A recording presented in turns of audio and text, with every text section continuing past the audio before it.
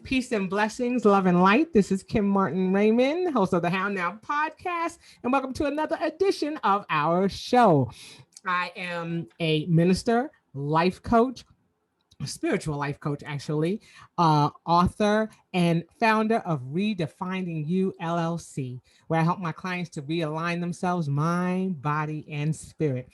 I am so glad to be here this evening with my special guest as we talk about a topic that is sometimes taboo in certain in certain aspects or in certain societies, and in others is a little bit more embraced, and that is the topic of mental health. And so this evening's show is entitled An Approach to Mental Health: Anxiety, Depression, and Mindfulness. And we're going to dive right in because this is such a timely topic, especially during this time of pandemic. We have exceeded a year's time, and we've had people experience a lot of anxiety that has been connected with fear. And we've had a lot of people who have had some depression as a result of some of the turns of events that they've experienced during this pandemic. And then we've had some people who have had some enlightenment, some mindfulness. They've had some things that have educated them and put them in a different frame of mind. So we're going to hop right in. So as is customary here on the How Now podcast, we're going to ask our guest to introduce herself as she wants to be received to the work. Okay. Can you hear me well? I can hear you just fine. All right. My name is Dr. Dorothy Smith. I'm a licensed clinical social worker and the CEO of Heal Thyself LLC. Yes. And I'm located in Jackson, Mississippi. And I've been a therapist since 2013. So that's what, like 7 or 8 years, maybe now. From Mississippi, born and raised, and definitely love what I do. I love to assist with people's healing journey, and also just serve as a mental health advocate for mental health to continue spreading awareness about mental health in Mississippi, because believe it or not, there are still areas in the great state of Mississippi that do not have the correct access to mental health treatment. And our motto at Heal Thyself is to continue just to reach out using virtual telehealth therapy, especially now with the pandemic that hit us all of a sudden so abruptly, and really stopped elderly populations and children from having that access to mental health therapy. So we're definitely going hard down here, me and my team. All right. Awesome. Like I said, I am so thrilled to have you here and, to talk about this timely topic. Like you said, it's taboo in certain areas and in certain circles. And it's just something that, this platform we want to create so that people have that level of awareness, and that they are informed of, the fact that mental health is not something that is to be ashamed of, and mental health encompasses a lot of things. So we'll talk a little bit about that as we go along. Okay, so let's start at the beginning first. How were things going in your practice, or what were some of the things that you were seeing prior to the pandemic? Well, currently, I think that was a segment question. So I answered the first part on how things going now. God is definitely blessing me in the area of getting those referrals, and also being able to assist my clients better. So business is going well. Since the pandemic, I've definitely noticed a surge in more men, African American males, seeking out treatment for therapy as well, and so that definitely is a difference, because most time males don't really identify or express their feelings, their thoughts and feelings. They more so just kind of keep it inside. But men definitely have been reaching out more. So I've seen a surge in men. And as far as the differences with pre-pandemic versus what the state of the world now, it's just more so just finding alternative methods to deliver the service, because as a social worker, it's all about service and delivery. Right. So making sure that we're not going to say that we offer this but we're going to be innovative in the methods that we provide care. So now, it's going to people's homes and maybe standing outside.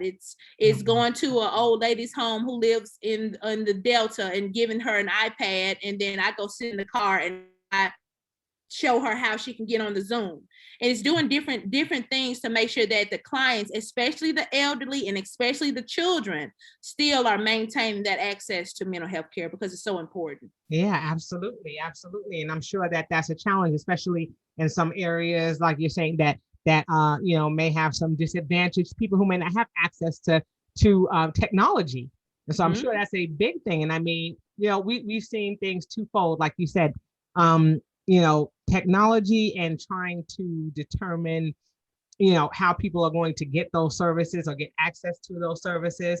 And then, also looking at the the clientele, like you said, the changes in the people who are looking to be served, and that whole aspect of telemedicine. And we're seeing that with our primary physicians as well, being able to get the care that's required. So I think that that's an amazing change, and being able to get on that learning curve, because I'm sure, just like it was with all of us getting on Zoom, and I thought, please, I was like, I got this whole technology thing down. Me. It was a learning curve for me, being so familiar with that face-to-face component, and just getting up every day, going to your office, and then the clients are there, versus having to make sure you capture that email, having to make sure that you send those links out.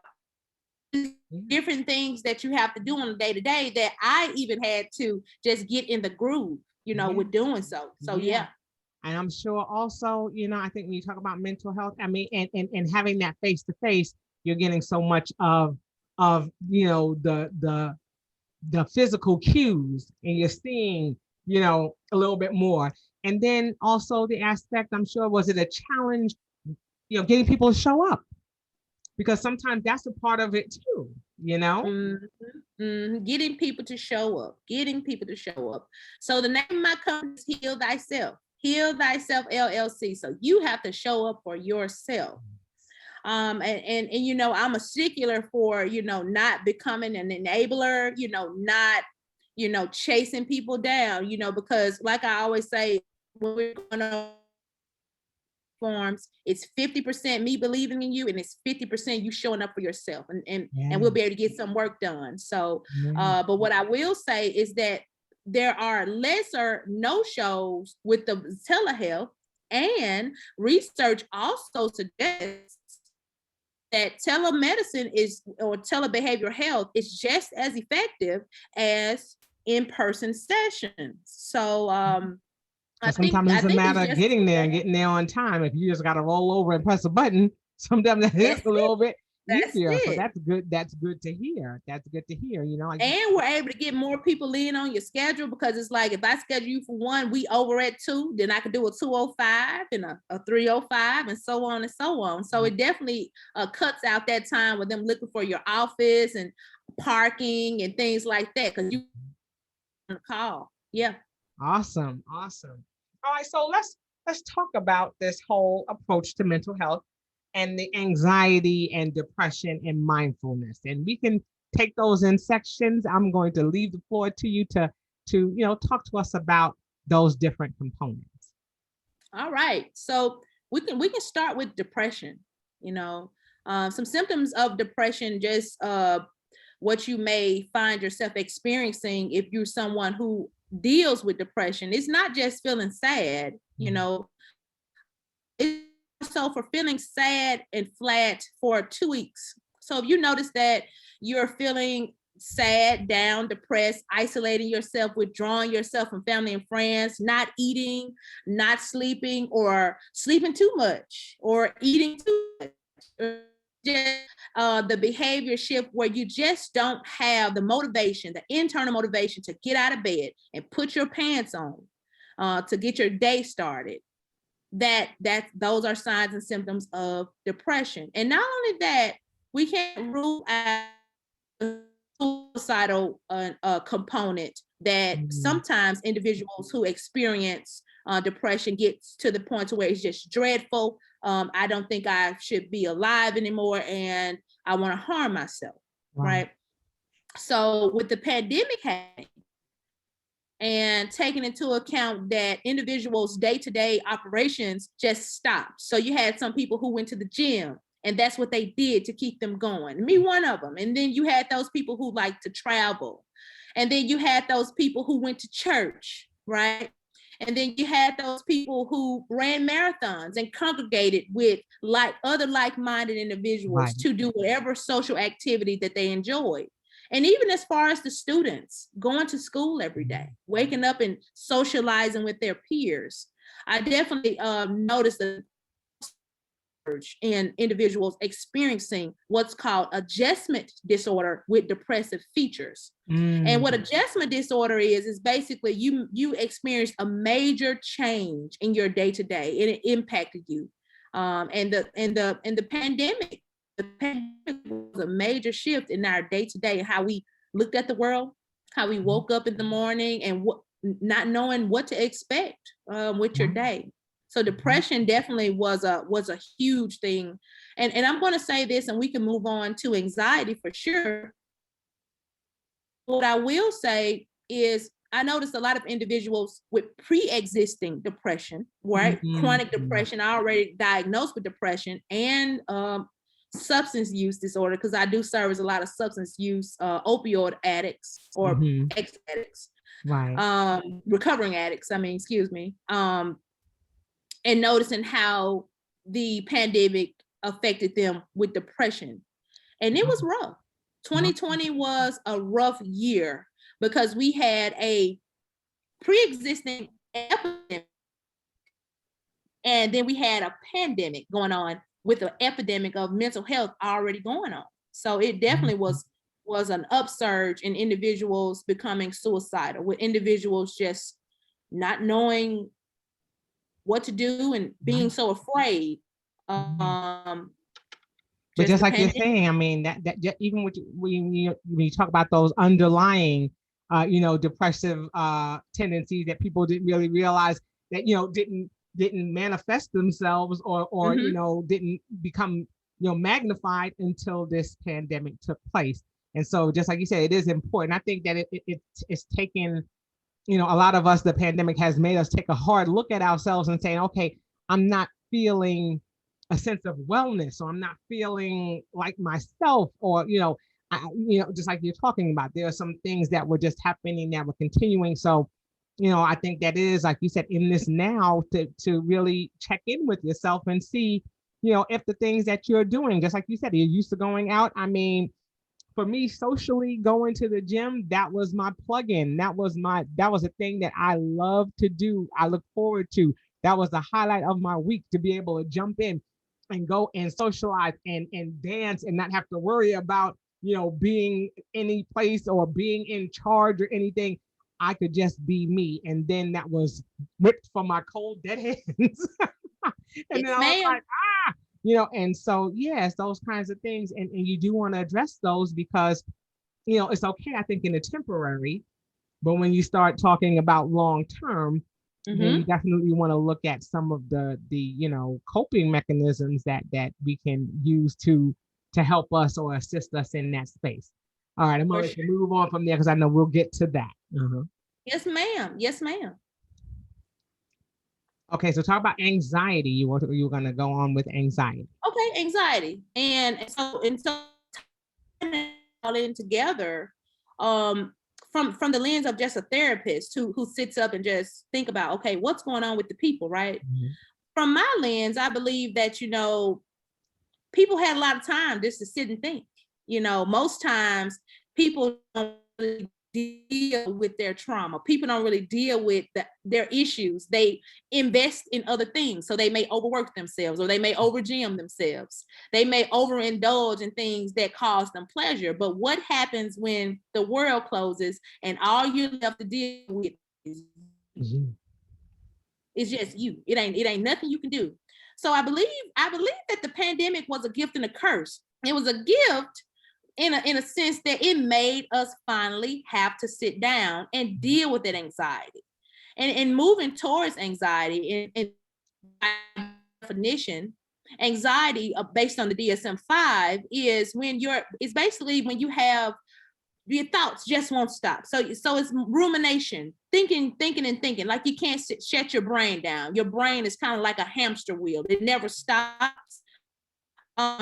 Irritability, fatigue, restlessness, hypervigilance, feeling like you're on edge. Those are some symptoms of anxiety, right? Anxiety manifests in different ways, and it manifests in different ways in different people. So there's no approach to saying, okay, yeah, that's anxiety, because some people overtalk. Some people have social anxiety where they don't talk at all. It just depends on the person.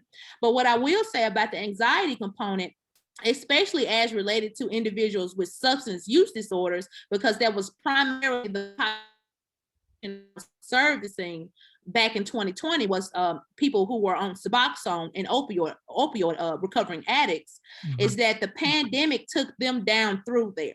Because you have to think about it. One of the components of recovery is you have to stay away from the people, places, and things that causes you to want to use the drugs. Right. Well, it's nothing else to do but sit in the house. So the things that they used to could do, like going to those NA meetings, and like I said, going to church and other activities, were taken away. And so, I mean, I've seen clients come in and it's completely afraid for their life, just thinking that the pandemic was going to just kill them by them going to the grocery store or just doing ordinary things. And the fear levels were so high. It was just paranoia. It was paranoia, like I said, on top of having a pre-existing condition. Right. So for some individuals who were dealing with substance use, they were just so afraid that they were going to relapse. Right. And the fear for some individuals caused them to go back to what they know, right, which was doing drugs. Yeah. So anxiety played a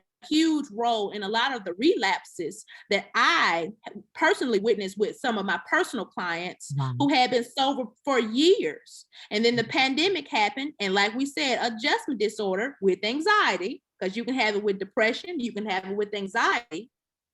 And that it caused them to just relapse and go back to doing things that felt familiar, which in this case was drug use. Wow. Mm-hmm. And yeah, I mean, that makes perfect sense. Just like you said, you go back to those things that, to those coping mechanisms, or, of self-medicating and doing things that you felt were, those are how, that's how you knew, that's all you knew to do.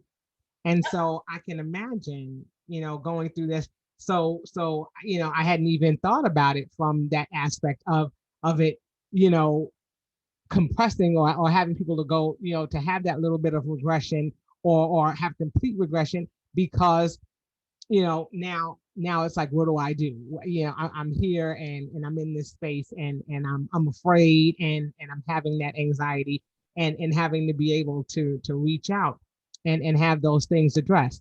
So before we move on to talking about the mindfulness part, what are some of the coping mechanisms that you've been able to use with some of your clients with regards to that depression and that anxiety?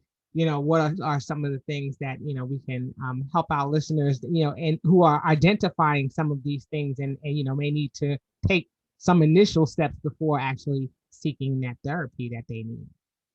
Mm-hmm. So the one thing that I was typically telling a lot of my clients was focus on what you do have going on for you. That's for number one. So focus on the things that you can control. We can't control the pandemic. This is so much bigger than us. It's going to take a move from God to defeat whatever this virus is, because it's so much bigger. But God is bigger than anything, right?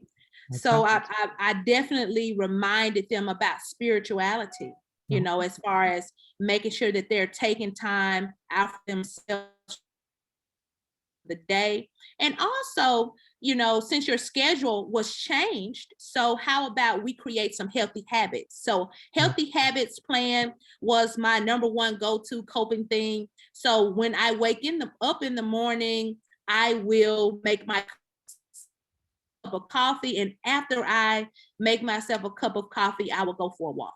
And basically setting your day up in sequential order was a way that you can find a new sense of peace of mind, because our routine keeps us centered.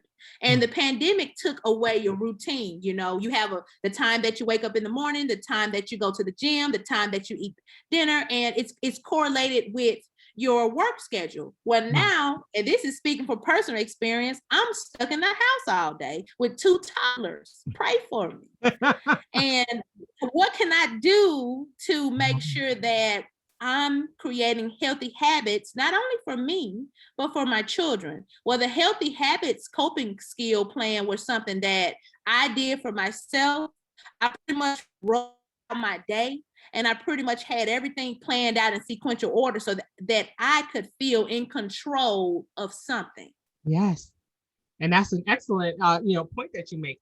It is when you had the pandemic coming on the way it did, they lost that sense of control. There were things that they wanted to do but couldn't do, and you can imagine people all over the world. There are some people who live in societies where they're controlled and they're not able to do the things that they want to do. And now here it is, the entire world is experiencing that same, that same event. They're not able to go out. They're not able to do the things. And I think we saw a lot of rebellion, and we saw a lot of people who were against that because they felt like they were losing that sense of control. So, I mean, that definitely makes sense. And that definitely, can have a bearing on your psyche and on your mental health. But I love that you say, that routines keep us centered, because they do. It gives us direction. It gives us purpose. When we get up in the morning, we have a goal in mind, and we can say, okay, I'm going to get up. I need to do this. And these are the things I do. So I love that you say that, creating healthy habits, because some of the things that we were doing prior to the pandemic may not have been the healthiest of choices for us. So it forced us to create a different type of norm. We heard that buzzword the entire 2020, the new norm, and what's going to be the new norm, that was something I was like, if I hear that word one more time, it became a buzzword. But at the same time, we heard a lot about personal care, self-care. What are we doing to take care of ourselves? And so I love those steps. We're not going to give you all of the steps because we want you to go and seek professional help if you need it. And she can't give away all her secrets. We're not going to do that. But what I'm saying? I think it's important that we do create those habits, so that way we can start getting on a path to healing and doing it in a way that's going to do as a girlfriend of mine coined the phrase, saying that we can create our peaceful existence. We have to get to that space of being able to cope. And so I think that that's important in the mental health realm. And so with that, let's segue into talking about that mindfulness, because that's a big part of, what we're seeking to see happen. We want that mindfulness. So let's talk a little bit about that. So mindfulness. It just makes me feel good when I say mindfulness. Mindfulness is being intentional and purposeful about what you choose to think about. The mind is definitely a powerful tool, and it's also can be your worst enemy if you don't have that control. That's their word again, over your thoughts. Right. Because thoughts leads to feelings. Most times feelings lead to behaviors.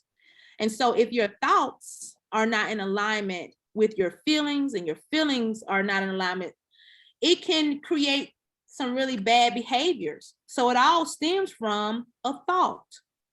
Like I always tell some of my babies who I see for anger management, it's okay to feel angry. It's okay, but it's not okay to act aggressively. That's where the problem comes in. But it's okay to feel all of your feelings. Wow. Mindfulness practices that will, once you really get inside, it really is so rewarding, because you can sit with yourself. You can identify key triggers to what causes you to act out, and you can be able to be so emotionally regulated that things that used to bother you don't really even bother you no more, because you're saying, I am intentional about what I'm choosing to think about. Okay, if I can stop you just, can I stop you just for a second, only because you broke up a little bit, and I'm not sure if you said self-regulating was the word that you used. We lost a little emotional regulate, be able to regulate your emotions. Yes, ma'am. Sometimes this Wi-Fi acts a little strange okay. in the afternoon. We're gonna carry just on. Bear with. Yes, ma'am. Yes, ma'am. And then mindfulness, other mindfulness techniques, including physical exercises, because think about, after you finish exercising, you just feel so good. You be at a place of just centered. That's mindfulness. That's mindfulness practices. Also, any type of spiritual practices that would like to be involved in. So, some people like candles, some people burn sage, some people take bubble baths, just making sure that you're doing things that make you feel good and that clear your thoughts, that clear in a place of just you and nothing. That's pure mindfulness, is being able to have control over those thoughts, and for a second giving your brain just a break, just to be. And what I find is that, it's so that, we're human beings. We're not human doings. And so it's important that we focus on being human beings, and just enjoying what that is, and not focus on always doing. Because when we're always focusing on doing and doing and doing, we have to ask ourselves, are we really living, or are we just doing? That's existing. So, you're right. Oh my goodness, I love that. I had to write it down. She said, we are not human doings. We are human beings. And I love that. And like you said, a key in that is being and existing in the now. That's what we're talking about, in the right now, and being intentional about that. And so I think that's a huge point. I love that, guys. Make sure you write that down. You are not human doings. You are human beings. Okay. She's going to have to copyright that one, because I love it. I love it. We are human beings. And just like you said, we have to be about doing things and be intentional about those things, like you said, that we are doing to capture that level of mindfulness. All right, carry on. And I love it. I love it. That's just, it's a good space to be in. Just tuning into your self-expression, like the poster you have back there with all those chakras in line, making sure that your crown is in alignment with your throat is in alignment with your heart, and so on and so on and so on. So mindfulness is tuning inside. Right. And focusing on for just a moment. And like I tell my clients, if you can do it for 5 minutes, just sitting with yourself and be visualizing an ocean and the waves coming in and then receding. And then if you do have some thoughts that come in your mind while you're trying to meditate, just imagine them being like birds, and then the birds come and then they'll float away in your mind. And really being able to quiet your thoughts, quiet your mind, so that you can just feel your chest rising and falling as a human being should. And just getting to that place is really phenomenal. Yeah. And I think it's a wonderful space to be in. And I think a lot of us have tried to be able to figure out how to navigate in this space, how to get ourselves to a space where we're centering ourselves, where we're understanding, like you said, and trying to get ourselves to a space so that we can move forward. So I think it's important that, just as we're talking about the things that are necessary for us to do, or in noticing the signs and recognizing the signs of depression and anxiety and of mindfulness, being able to tap into those things, that I think we would be remiss if we didn't talk about, you know, if we're trying to do those things and they don't seem to be working, when should we really start looking for help or start seeking help that may be beyond what we can do in and of our own ability? When would we need to Yeah. start calling you? Yeah.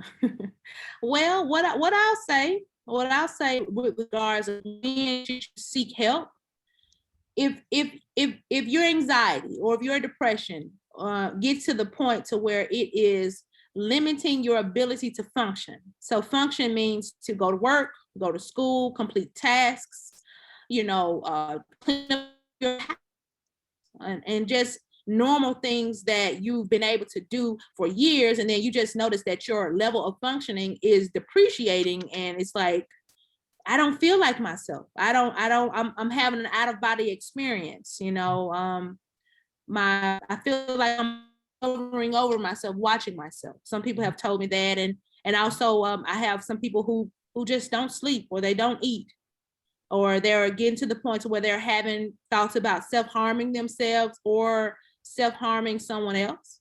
And or it doesn't have to be, it can just be, I'm irritated all the time. I'm frustrated most times of the day, and I'm just bothered. Right, right. It's never a wrong time to seek help. Very We're here. The helping professionals love. That's why we chose these fields, because we have that high level empathy that, I'm always concerned with how people are feeling. yeah, And I'm also concerned about me sharpening my tools and my skill set to make sure that I can give you some pretty cool coping mechanisms that you can use in your time of need when you're feeling whatever you're feeling. right, So it's never a wrong time to reach out to a therapist. You can reach out to a therapist when you're feeling really good, right. and you can reach out to a therapist when you're feeling meh. And you can reach out to a therapist definitely when you are feeling bad, or if you're observing one of your family members. I'm going to say that There too. you go. Don't be Yeah. afraid to reach out for some of your family too, who That's right. who maybe have problems asking for help. Some people don't know how to ask for help. So yeah. Right, and I think that's important. You touch on a very important point, and that's what I was getting to too. And so that's wonderful as you said that. We're talking about these things not just for you to see them within yourself, but if you see them in others, if you're noticing some of the characteristics that we described in your loved ones or those people who are in your inner circle, and you're seeing them suffering from some of these things that you can start asking some of the questions and, hey, how are you doing? And being careful, to make sure that they don't feel as though, there's something wrong with them, because that's not what mental health is about. The word health being in there already talks about the fact that it's not something that is negative. It's something that's going to be fruitful, something that's going to help, them to get to a space where they need to get. And I want to jump in and say one other key point is that Absolutely. a lot of individuals, many individuals, I don't want to say all, but they put more emphasis on physical medical issues such as hypertension or diabetes or cancer or other physical that you would go and see a primary care provider like a medical doctor, Right. right? But depression is just as real.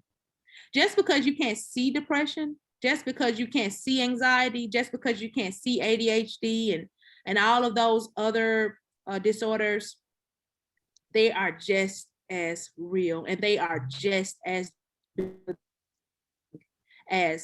hypertension, as diabetes. So it's imperative that we, create this dialogue Right. to continue creating awareness about mental health and the importance of the baby boomers getting them a therapist, because some of them feel as though all I need is my Jesus. I don't need no one else. I just need my Jesus. But the Bible says surround yourself in a multitude of counselors. That's So right. it's important that we make sure that elderly are getting access to a therapist. And that also, and I'm going to tap into another side of the coin, our children. Yeah. Because the pandemic took away socialization, and they put them in front of a computer screen, go to school. And those babies were sad. Those babies couldn't see their friends. I had one baby said she missed going inside of Chick-fil-A and ordering her food. It's simple things like that that impacted our baby. Right. So we have to do what's necessary, because you can teach online, but you can't teach social emotional learning. You have to be around other kids in order to get that, because we're human beings. Right. We need other human beings to learn how to be human beings. There's no other way around that. So we talked a lot about the adults, but we're not going to discount children in mental health. It's just as important for your baby to talk to someone about how the pandemic has changed the way the world is, because it did impact those babies as well. Absolutely. I mean, and again, like I said, you tap on a very important point, because our children, we can't discount anyone's feelings, regarding the pandemic, regarding, that ability or that inability to socialize. It's something that's very real. And just as it's just as real as it is for us as adults, just like you said, it's just as real for our children. And because some of them may not have the vocabulary to express those things, it's important that we make sure that they, get the care that they need, because it will affect them long term, because they're still in the growing stages. We can adapt and do things, but there are still things that the children haven't learned or were in the process of learning. And so, we have to be able to have those doors open for them to be able to, figure out how to navigate in that space. And that's just real talk. So I Yes, thank you ma'am. for bringing that up. That makes 100% sense. It's something. Mental health is for everyone, and everyone can benefit from, you know, having a level of understanding, or being, showing empathy, looking out for not only ourselves, but looking out for others as well. So that is important. That is key. So I think that this has been a wonderful conversation. Like I said, just talking about mental health, and there's so much more that I know that we can go into. But what I do want to do before we start, looking at wrapping things up here, I want to talk about you as a therapist, and we always talk about on this show, living in the now. And so I want to talk about, what are some things that you are doing that you can share with our listeners that are helping you in this space and in this now that we're in. Yes, ma'am. Yes, ma'am. What am I doing? What am I doing? Like I mentioned earlier, and I'll say this: it's no intervention that I will use with a client that I don't try myself. I am my guinea pig. Uh-huh. I've been doing what's called dialectical behavior therapy on me. I'm my own guinea pig, and that's how I've been doing that habits plan, and making sure that I'm implementing healthy habits with me. So my routine is ironclad. I mean, I wake up at 6, I get the kids out of the house, I go to the gym between 8 and 10. I don't see any clients before 8, before 10. So my first client is at 11, because those hours belong to me. I have to make sure that I have some self-care in the scenario somewhere, because at one point back in 2020, Dr. Smith was rocking and rolling. I remember seeing sometimes close to 12 and 15 a day. Wow. My kids were with my mom or the babysitter, because it was such a high increased need with those substance use disorder people. So it was definitely a different time. But now I'm making sure that I am being mindful of my body, how it feels, what's going on. Am I tense? Do I need to go to the bathroom? If I need to go to the bathroom, I'm going to stop and make sure that I empty my bladder, because my body deserves for its bladder to be empty. I love it. Also, just being kind to myself, showing myself some passion. At one point, I started to get fatigued with being a counselor, and I realized that I was doing too much, and I wasn't giving myself an opportunity to process the unprecedented circumstances that were happening to me. So I couldn't get on the airplane and go somewhere where it's sunny and sandy. Right. It definitely changed the game, the babysitter clothes, so I had to, and I'm a single mom, and I had the kids here, and I was trying to work. So it was definitely a very, very difficult time in 2020. 2021, like I said, I'm working on me. I'm identifying those traumas, those key emotional attachments that I need to work through in order to make me a better therapist. Yeah. I'm learning how to build health in my body and wellness in my body, and being mindful about what I eat and what I drink and where I go and who I'm around. So, just making sure that I have healthy habits, and I'm not just saying things, but I'm also practicing what I preach. Making sure that I am expressing myself clearly, assertively, without any judgment, as related to how the other person may feel, but just making sure I'm remaining objective when I'm communicating with others.